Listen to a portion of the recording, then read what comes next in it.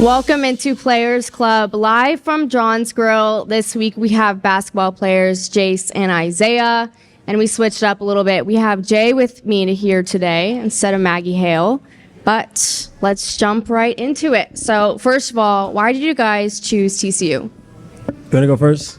Nah, you got it, bro. I chose TCU because it's really close to home.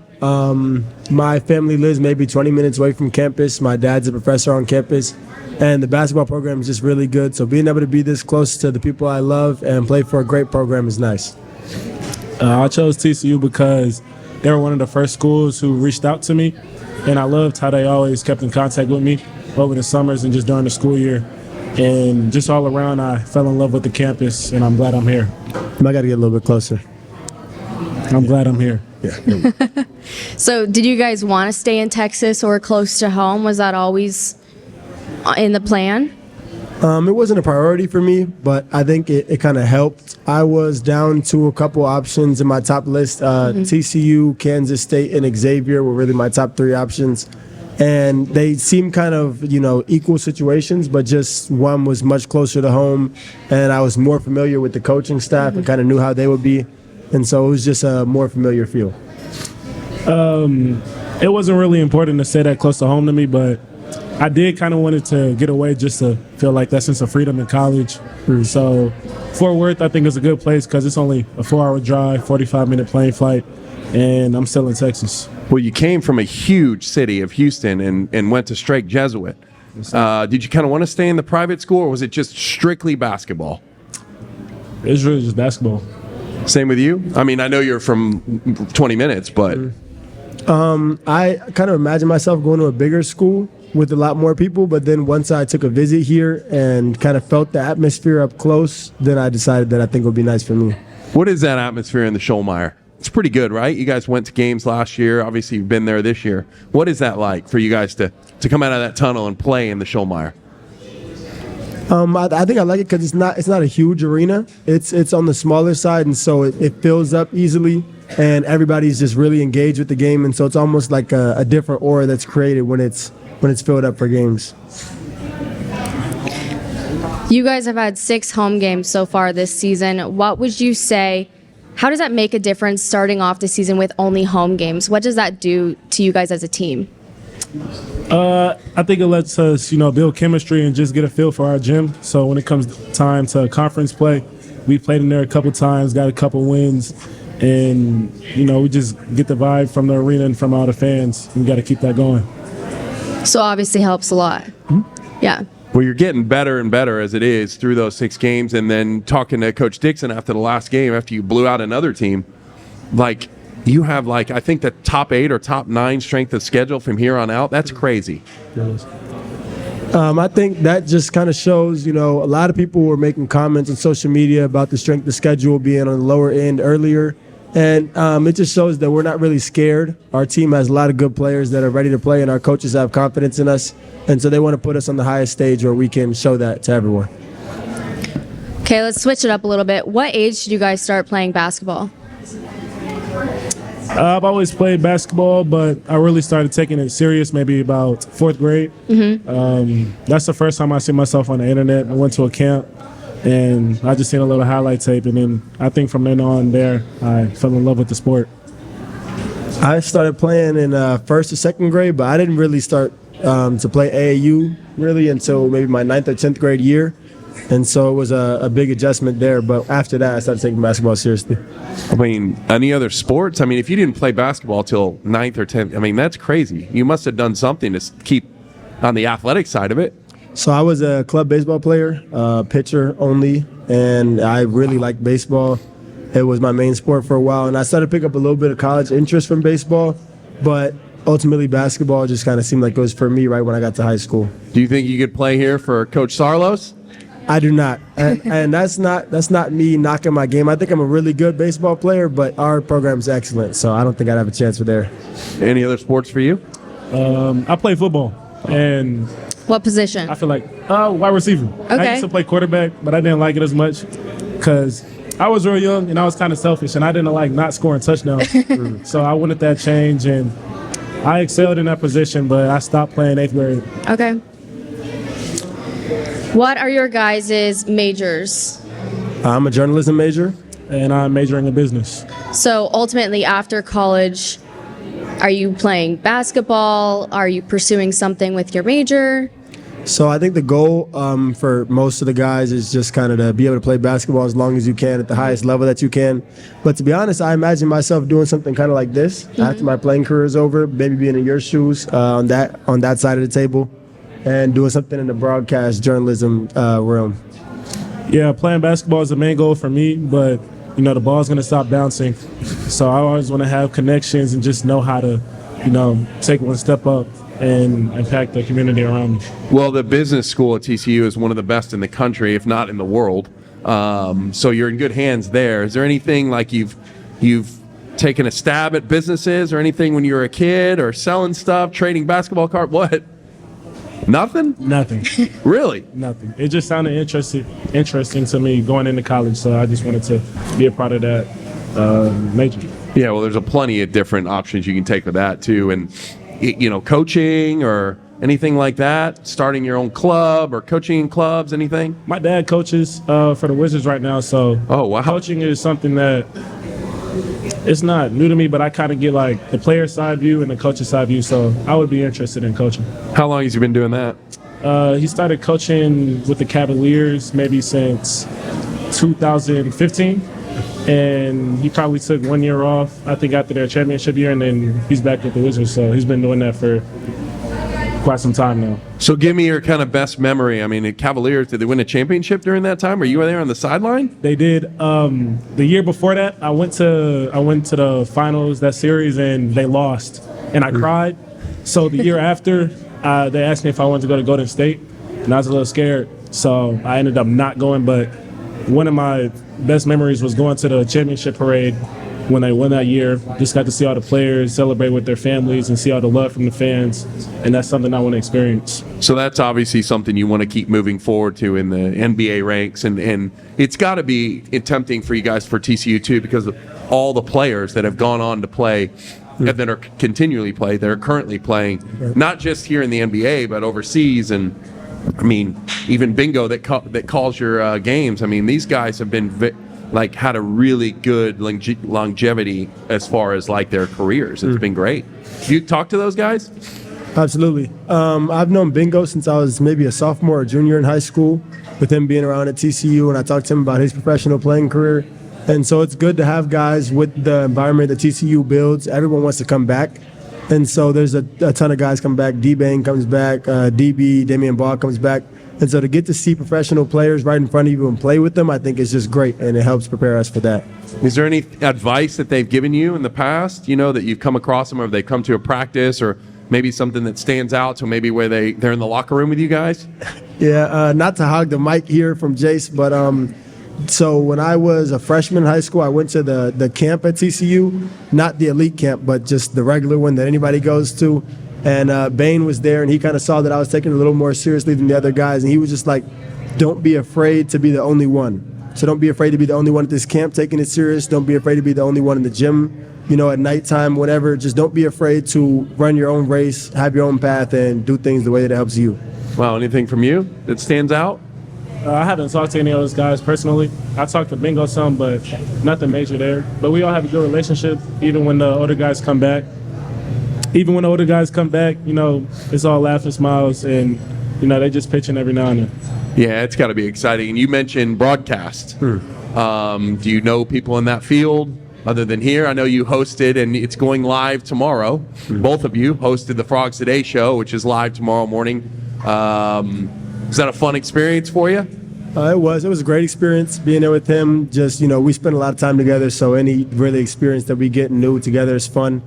And to answer your first question, one of my dad's high school friends, Coley Harvey, he's a big TV personality, broadcast guy, so I've seen a little bit of him and talked to him about it a little bit. So has it been hard for you guys to balance kind of like the school and basketball life? I know you guys have a pretty hefty schedule with basketball, practicing, conditioning, and everything. How do you balance that? TCU is not an easy school, so how are you handling that? the TCU is not an easy school, but we have the right people in our program. Our academic advisors, mine is Amy, and she helps me a lot just getting my work done and on time, making sure I do everything correctly. So that's a big help there. And in practice, we usually start at 1 and we might get out at 4. And then from there, I have the rest of the day myself, schoolwork and just free time. So we learn how to balance it perfectly. Yeah, great answer from Jace. It's hard, but it almost feels easy with the people we have around us. Was that something that you guys thought about when coming to TCU? I know a lot of other schools, if you are a student athlete, then you're doing online classes. At TCU, you're doing fully in-person classes. Was that something you guys thought about when coming here? A little bit. I sat in on some of my dad's classes when I was in high school, and I liked the dynamic in the classroom.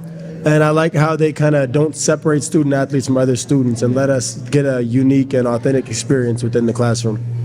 Yeah, you come to college to get an education, so I'm thinking about that coming into it. And then just online classes sound nice, but in class is the way to go. I feel like I'm more focused in there, and I get to meet new friends. Honestly, it is probably 90% basketball, I'm assuming. You do it a class, I get it. And like Courtney said, it's not easy to get through that, but you have a support system and resources that are through the roof. You guys have people that probably travel with you guys, tutors and things like that, but it's probably 90% basketball, isn't it? Like it's gotta be. Day breakdown, we're probably in class for 2.5, 3 hours, and then we have academic sessions 2 times a week.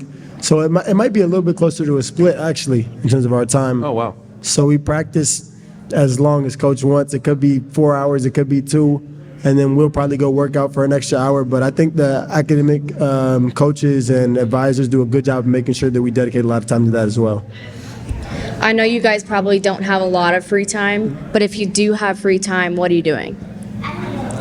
Before we started really getting into practice, over the summer, me and Isaiah would go play beach volleyball. Oh, fun. And, I cook him sometimes to get upset, but, we're just very competitive guys, so we're always going back and forth, so it's a really fun experience. Are you And guys then good? after we got done playing beach volleyball, where Jace beat me, we started playing NBA 2K, where we have a running record, and I think I'm up 10 games to 4, so you have to catch up in 2K. I got enough time.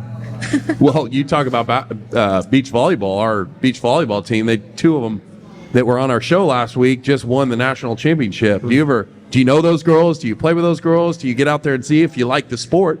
We have one of the best. Tell me you haven't been to a beach volleyball game. No, we've gone to watch. We're a little bit less familiar with their team. We're more familiar with the indoor volleyball team. We have a lot of friends on that team, but I just like sports, so we watch everybody and enjoy it. Who's better between you two At what? at beach volleyball? Me. I think I'm better, but Jace has performed better than me in the times that we've played, so he has every right to say that it's him.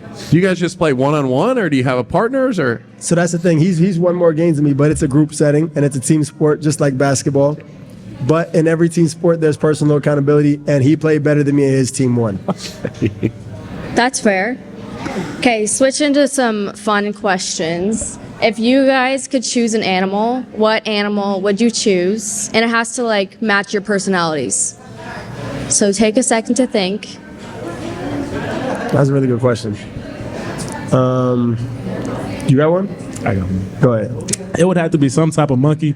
I think monkeys are very intelligent and silly creatures. Like when you go to the zoo and just see them, they're just in their own little world. And I would be a monkey if I could be an animal. there's several type of monkeys though. You've got the big, strong ones, the chimpanzees, the little spider monkeys. Do you have any idea? Can you target it down a little bit for us? Like a silverback gorilla? Oh, wow. Silverback gorilla. Oh, okay. Yeah, all right.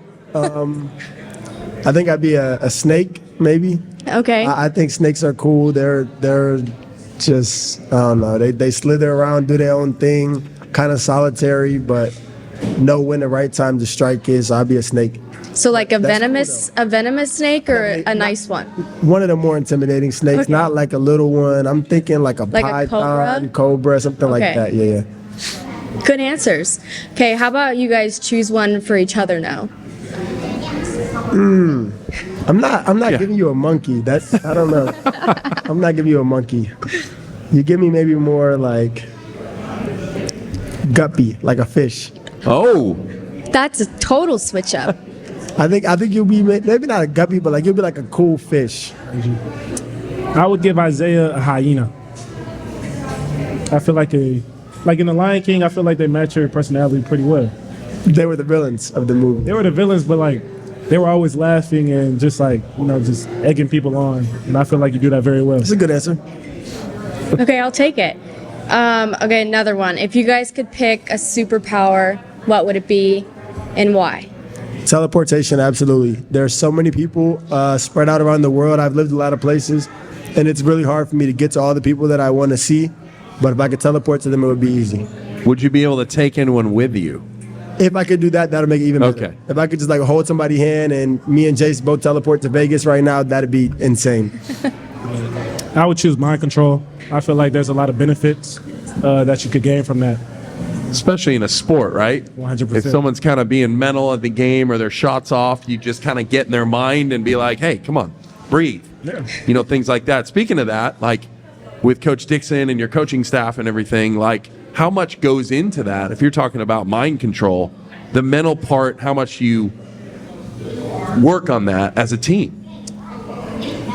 To play basketball at TCU, you got to be very mentally strong. Coaches are always there to help you, but they might make a comment every now and then to really just test you and see if you can keep your composure. So to play basketball at TCU, you got to be very mentally strong. I echo that same sentiment. Our coaches are, at the end of the day, just here to make us better. And they understand that sometimes, you break down a little bit to build up, and they have no problem with picking at guys and making sure that they're tough. And I think that's ultimately one of the things I love. Me personally, I've had a good bit of it with Coach, Bimford, Coach Dixon, saying things to me to kind of get me frustrated. And every time I look back at it, I know that I got a little bit better that day. TCU obviously has a lot of resources for you guys. What would you say they do to help you on that mental side of things? Before I answered that question, that was a villain answer. What? You compare me to a hyena, you saying you have mind control is a villain answer. That's what a villain would say. Oh. No, yes, it is. That's a villain answer. But my dad actually just emailed me about it, and there's a lot of things we can reach out to. There's therapists that our team can reach out to, and then even the coaches. Sometimes they'll just call you in their office and have a talk to you, and they can be a sort of therapist for the guys. Yeah, the coaches are always calling us after every other practice, just checking up, letting us know the progress we're making. And then around campus, I've just seen signs about mental health and saying you could check in. In our dorms, they put like stickers on our wall, just words of encouragement to keep us going. And I'm appreciative for that. And I would assume that TCU, just in general, the whole athletic department, the expectations are super high. It doesn't matter what sport you're playing, whether you're doing rifle or equestrian or football or basketball, all that stuff. The expectations got to get to some of you guys as well. You want to go? I think that we have a lot of guys that are really good players who have had expectations their whole life. And so for me, it came a little bit later. I didn't really get into the media as a basketball player until maybe my sophomore or junior year. But a guy like him, people have expected him to be great his whole life. And no, seriously, people have expected you to be great for a long time. And you've been great for a long time. And you'll continue to, because I see the way you work. But so guys are prepared for those moments, and they know how to step up and win too. He just talked about the expectations on the court. Those are all very nice, but we also have expectations off the court, and they're always not the best. People expect us to be lazy and just not in class, but we have to change that narrative. So me and Isaiah always attend class and just make sure we get our work done. Well said. We're going to take a quick break, and when we come back, we're going to have some specials from John's Grill. John's Grill is the newest venture from John Pinnell and the Pinnell's Restaurant Group. A reach-to-table concept featuring food, beer, and spirits from around the great state of Texas. Our menu is designed by Chef Sean Alvarez and features 2 chef-inspired burgers, the Fatty and the Flatty, plus a brisket menu perfect for your casual night out. Fast casual service in a fun, relaxed, family-friendly environment, featuring 11 big screen TVs for you to catch the big game on. Our mixology team has created a craft cocktail and beer menu featuring local spirits and brews from across Texas. John's Grill, home of the Players Club show each week, 2905 West Berry Street in Fort Worth, or online at johnsgrill.com. We're lucky to have a collective that's as strong and as powerful as the Flying T Club. It's a big deal for us. It is a game changer. You know, I would just encourage any fans out there to support it. Everyone asks me, what's the biggest priority? And I say, NIL is big. Please jump on board, show these student athletes how much they mean to you.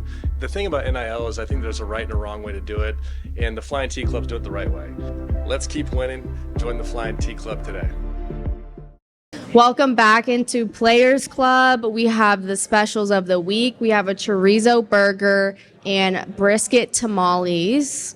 So I know Isaiah is going to dig into his and give us a little taste test. I'll take a bite. One bite? quick bite of the burger. Look at that. It's falling apart on you.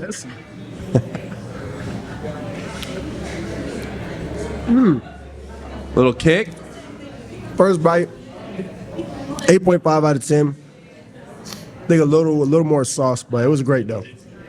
8.5 is a good score.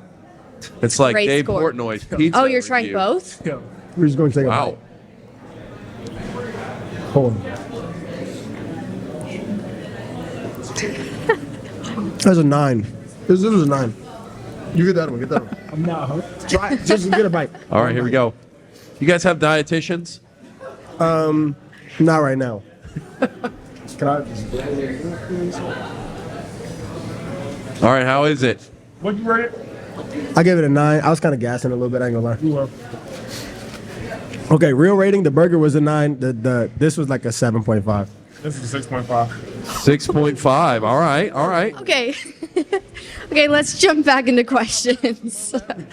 That's not above average. The average person is not taking a class and making a D. I promise you. Average. No. You know? Average is 5. Okay. Okay, so over the break, we were given a suggestion by you guys. Yes. So we already talked about who's better at beach volleyball. Now, one-on-one basketball, who's winning? Jace can answer first. Isaiah. Why? Yeah. Yeah, we got some His controversy. favorite player is Paul George. He's a very crafty player. Isaiah watches his highlights all the time. He's very crafty with his ball handle. And when he shoots really quick. It's hard for me to close out. He get a couple of those off, he'll win the game. I appreciate Jace's humility in front of the camera. When we're off camera, he does not say stuff like this. Very humble guy. Really opening up. Very humble and has a lot of confidence in me. Every time I catch the ball, he wants me to shoot it. But he's never one to doubt himself. And I think that he believes he would win one-on-one against me. And I think I believe I win one-on-one. And I think that's the right mindset both of us need to have. Well, it seems like you guys would complement each other, too. Yeah, all the time. In practice, we're always complimenting each other, usually on the same team. And we like to compete against older guys. So how long have you guys known each other? People ask us this a lot. We haven't known each other that long. We met at, what was the game? The Baylor game? Yeah. We met at the Baylor game last year at home, but we didn't really talk much after that. And so we pretty much just met June 1st, I think. June 1st. I seen Isaiah though before. He didn't see me, but he was playing in a tournament somewhere in Dallas. And he took a horrible shot, and I hated it. I didn't know it was him, but I just hated the shot. And I was talking to my teammates. I was like, bro, like, this, and that. But me and him are cool now, and yeah. Are you guys a little like dynamic duo now? Yes. And also, going back to that AAU comment, and we did play each other 16U year, and my team won. We went to the championship, and his team lost. We actually sent them home. That was their last AAU game that year, so. That's not true. But yes, it was. That's not true. We Who was played the last after, we played after that. Okay, they had one more game, but our game was the reason why his season was over. Y'all just beat us to losing the championship. The 5-star Jared McCain. Okay. Okay. But sorry, back to that. Competitive duo, yes. Yes. But still a duo though. And Yeah. we do the back and forth stuff, the arguments all the time. But we know that we have to stick together as the two freshmen. And so one-on-one, it's me versus him. Anywhere else, it's us two versus anyone else. What players have specifically with you guys, like individually or as this duo, what players on the team have stepped up and become like your mentors? I'm going to say Darius Ford. Okay. He's one of the older guys, and he always has a lot to say. He's usually like yelling it, but it's mostly true. Even if nobody on the team wants to hear it, he's going to say it and make sure we all get on the same track. And for me, this is, I guess, the obvious answer. Everybody wants me to say, E-Man, because, we kind of resemble each other and look alike on the court. But he has probably talked to me a little bit more than some of the older guys. Him, Jacoby, Chuck, the ones in my position, they kind of just give me little things to work on. So really, really all of the older forwards. Do you guys have any professional players that you look up to and you try to resemble? My favorite player is LeBron James, and I'm nowhere near his greatness, but I do watch his film, and I try and do some of the things he could do at my size. Like Jace mentioned earlier, I like a lot of Paul George's game, so I watch and try to emulate some of his stuff. But, he's more advanced, so just kind of try to pick and pull little things that I can do from his game. Did you guys have a player from last year's team for TCU that you guys kind of picked out? As far as like wanting to play like them, maybe? When I watched games, I saw a lot of versatility and a lot of different players that bring different things to the table. And what was kind of intriguing for me is that I don't think anyone on the team played necessarily how I play. And there was more guys that play in ways that complement my game. So I didn't see anyone that I wanted to pattern after, but I liked everything that I saw. I didn't watch too many TCU games last year, but when I did turn the TV on, Chuck stood out for some reason. I'm not sure why, but seeing him on TV just for some reason made him like a memorable person to me on the team. So when you say you're not sure why Chuck stood out, is that you taking a shot at his game and calling him trash, or what does that mean? No, that's not me taking a shot. He's just a unique player, and he stood out. Interesting. Chuck has a little dog he brings to practice a lot. Hitman. Big man or Hitman. Hitman? Hitman. What's the story behind that guy? How's he long? Has he had it? Is it an old dog, young dog? Do you know? Hitman. That's Chuck O'Bannon's dog. Hitman is this big, and his name is Hitman, and he's like a true lap dog. I was sitting in the gym one day, and he ran up to me and jumped in my lap, and I was like, wow, this is crazy for a dog named Hitman, but that's all I know. Do you guys have any pets on your own? I have some at my house. I have 2 dogs. I have a Rottweiler and then like a Bloodhound mix, and they're nothing like Hitman. They're huge, probably like the size of one of these tables, and don't jump in anyone's lap. Yeah, I don't have any dogs with me in college, but back at home I do have a dog, and her name's Liv, and she's a boxer. There you go, boxer. It's a little hyper dog. Those things are crazy. But, going along with this, the chemistry you guys had talking about Hitman and you guys talking about each other and other teammates and mentors and former players, and it seems like the chemistry is really good coming out. I mean, I know you guys went to France, right? And then you come back and you go to Alabama. We didn't really know what happened, right? You went to Alabama, right? Don't really know, and they don't really cover that a lot. And then you come into this part of the season and you're 6-0. What have you guys learned about each other, or maybe something different that maybe you didn't know at the beginning of the season as a team? You go first. I didn't know how the team was really going to be. We have a lot of transfers and a lot of just new guys coming in, so I didn't know how we were all going to mesh together. But after taking a trip to Paris and just traveling with the team, you find out a lot about, their past and just what they've seen in life and how they act. So, I mean, I also think we're one of the funniest teams in the nation. Everybody's always laughing. Everybody's cracking a joke. So that's something else we do well. Yeah, I'm glad you asked that question, because one of the things I like is that I think every player truly loves our team and loves every player on staff. I don't think there's a single player on our team that doesn't like any of the other players or any of the coaches. And the collective buy-in that I've seen from everybody, guys like us, freshmen, who it might not be our time, but just learning, and then older guys who it is their time, everybody has the same buy-in. Everyone is just loving. It's a program full of love, and I appreciate that. Being a younger guy coming in, stepping in somewhere where there's a culture of uplifting everyone else is just good for us. But, I mean, even when you guys, like, the bench is, like, crazy. I mean, when Ford hit that shot to go over 100 points, people are going nuts like you guys just won the first round of the March Madness. I mean, it seems like everything you're saying is true, and it seems like the support that you guys have for each other, you just want everyone to do as well as they can. Another little Mike hog, but like Jace was saying earlier, when you asked him who would win one-on-one, and he was openly saying me, But our team just uplifts and believes in everyone so much. And we believe in each player to make a play, and we celebrate that, and we appreciate that from everyone else when they're confident. Kind of going off of that, what are your guys' individual goals for this season and your goals as a team overall? So this year we'll be redshirting, so obviously we won't be playing any games, but we have a different schedule than the guys. We'll probably work out more and lift more than them. So the goal here is just to get better in the process and be ready for next year. And just being in the lab and also seeing the teammates who are playing in there, I just want to see them succeed and go far in the tournament this season. Echoing what Jay said, just to get better the whole year. With us not playing games, I think of it more as an opportunity for us to just sell out to being the best players that we can at the end of the year.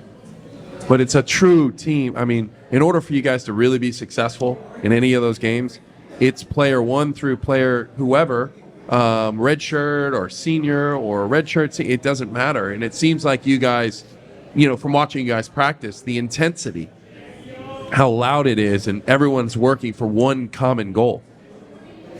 So because me and Jace obviously aren't playing in the games, practice is our game. He's diving on the floor, I'm diving on the floor, and we're just really excited and bring energy, and we talk trash. So if me and Jace are going to treat practice like a game, and it's really important to us, and we're going to bring energy and talk trash to E-Man, it's only right that E-Man goes back at us and Micah goes back at us. And so it brings the vibes up in practice, and it makes everyone compete really hard and get better. Would you say the team kind of resembles your guys' relationship, like this big brotherhood, very competitive dynamic? Would you say that resembles your team? For sure. Guys on our team argue all the time, but 5 minutes later they're dapping up, laughing, and nobody takes anything personal on our team. So totally switching it up, but we talked about this during break. You have tattoos that I can see, and I know you have tattoos as well. Can you guys talk about your tattoos, little behind the scenes? Yeah, I think we got to go visual here. So First. Jace can take Little this tattoo video, tour. show us the guns a little bit. Okay, after you explain it, Okay. please. So on my right arm, I'll start from my forearm area. Just paying homage to my family members. I have portraits of my grandfather, my great-grandfather, my great-grandmother, and then I have the words "carry their love," to just kind of carry their love through my life, whether it be on the court, off the court, just carrying the values they've instilled in me. And then up here, there's a lot of stuff, but I have a V for the 5 members of my family. I have the Basquiat crown that I like, that I kind of picked up from my father. And then the last one I'll highlight is just here. I have the words "beauty in the struggle," which I think kind of pays homage to just the life that I've lived. My parents have made it very easy for me to be successful, but even then everyone has to work. And so finding the beauty in the struggles in life, appreciating, redshirting, taking opportunities to highlight the silver lining has been central in my life. So, he has a lot of tattoos with a very deep backstory. I only had 2. So this one on my arm says Posey, and the O is a basketball. My dad has the same tattoo, so that's what inspired me to get this one. And I'm a very, very big superhero fan, and I like Spider-Man. So on this one, I have a Miles Morales tattoo because he's one of my favorite superheroes. So going is my next question then. If you guys could choose a superhero, who would you be and why? And follow-up question, you're going to have to choose a sidekick from somebody on the team. You can go first, because I think we know what superhero you'd be. I love Spider-Man, but if I had to really think about it, I think I would be Thor or Iron Man. Okay. I think I'm gonna go with Iron Man because he's very technological, and I think his suits are very cool. And somebody to be my duo partner, I would say, is Ernest Uday. Very big, strong guy. I feel like it would be something like Iron Man and Hulk. So, Okay. yeah, that would work well. So not like a sidekick, but like 2 main heroes, Yeah. right? I think if I was a superhero, I would be one of the smarter ones, maybe. Not so much like a power, but like a super mind. So maybe like, what was the guy in the wheelchair from X-Men?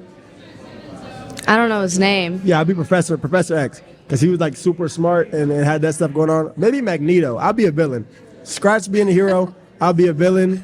And Going back to like the snake and the hyena thing, yeah. so I think I'll be Loki. And my sidekick would be Loki is a hero. Loki's like plays both sides.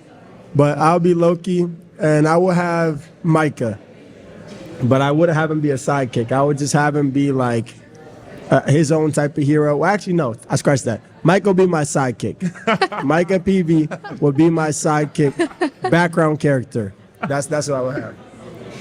What's his superpower? Micah's a cool dude. He jokes around with us a lot. So just being able to joke with him, I would say he's like, The Joker? yeah, we'll make him the Joker. Okay. The Joker. It's a good one.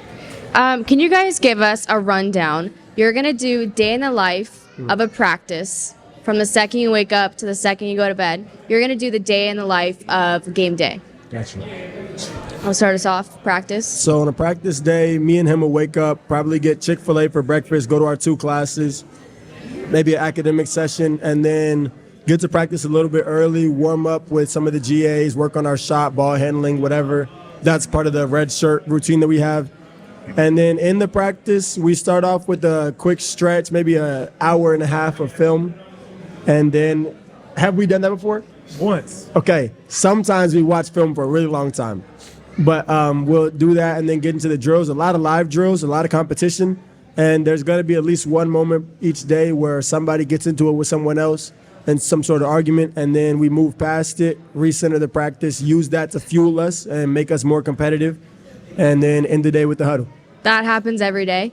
I would say almost every day. Your argument, though, somebody gets into it and you try to fix it. That happens every practice. No hostility, though. Okay. But it's just like maybe, if I'm scoring on Micah, I'm going to make sure that Micah hears it. And if Micah scores on me, he's going to make sure that I hear it. And that's how it is with everybody, E-Man and Jacoby, too.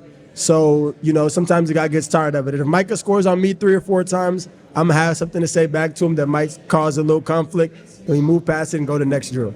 So you start, before you get into the game day, so you start with how early, and then when are you going to bed? Oh, like when we wake up? Yeah. On a more responsible day where we do everything that we're supposed to do and get breakfast, wake up at maybe 8 o'clock, and then probably go to bed, once again, on a more responsible day, hopefully by 10 o'clock. No, I don't agree with that. Never at 10. That's not true. I've gone to bed at 10 Never before. at 10. Normally, closer to 12. And we also don't wake up at 8. Perfect. Yeah. So game day. Game day, our games will usually be at 7, so we get dismissed from classes at 12. So if you got a class before that, you got to go. Me and Isaiah, no, actually, before that, we shoot around with the team. And that lasts probably about an hour, hour and a half. So you're out at 12. You go do the shoot around. Shoot around at 12:30. After shoot around, me and Isaiah get 2 hours to ourselves, so we probably go back to the room, play the game, just hang out. And me and Isaiah have to be back in the arena to have a workout because of our redshirt plan, and then we have another lift with our strength and conditioning coach. And after that, by the time we're done, all the players are on the court. You go back to the locker room, change, shoot around again with the team, go back to the locker room, talk, and then after that is time for the game. So why doesn't Jamie Dixon come on the court, till the game starts? Is there something that I'm pretty sure they're game planning in the back room, but I've never noticed that until now. So. I have noticed it. I was in there this one day, and the reason why he's not on the court is he's drawing up sets on the board in our locker room and talking to himself, like talking himself through each set. Like he just like does his little mumbling thing, talks to himself, maybe run his hands through his hair like this, stressed out. And he's doing that while we're on the court warming up. I got nothing more of that.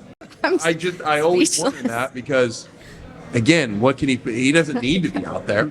You guys are doing your thing. You have your routine. You got all that stuff. And again, it's game planning. He's out there stressing out on the court, all that stuff. And I know these first 6 games haven't been the best starts to the game. but you've finished really well. He's mentioned that a lot, and that needs to get better. What is it about that start? Is it a different routine that needs to happen? Is it just shots going in? What is it about that? Why the slow start, but the strong finish? I think it's the teams we're playing. As we said before, our schedule so far hasn't been one of the tougher ones, and everybody on our team knows that. So going into these games, we're probably taking a step back, leaning back. But earlier this year, we scrimmaged Alabama, which are one of the better teams. We started off pretty well. We did. So it may be because of the games we're playing, but we won't know until we play some of the better teams. Another thing I noticed too is in some of the games where we've had slower starts, I would almost say that our team is too selfless and everyone wants to see someone else get going. And so it almost takes for a guy to kind of be assertive and look for his own looks for us to get rolling. But against Alabama, I noticed Jameer came out really aggressive. He scored straight off the jump. And when guys are aggressive and looking for their own shots and others, we flow really well. But kind of just a lot of guys being, I guess, really nice, good teammates, looking for other people. Been some turnovers, maybe one too many passes. So just got to look for our own shot. With that, we are going to wrap up this final episode of Players Club. This is our last one for the semester, so thank you guys for wrapping up our season with us here at Frogs Today. Good luck on finals. Our next Players Club episode will be on January 18th, so make sure you tune in. From everyone here at Frogs Today, go Frogs.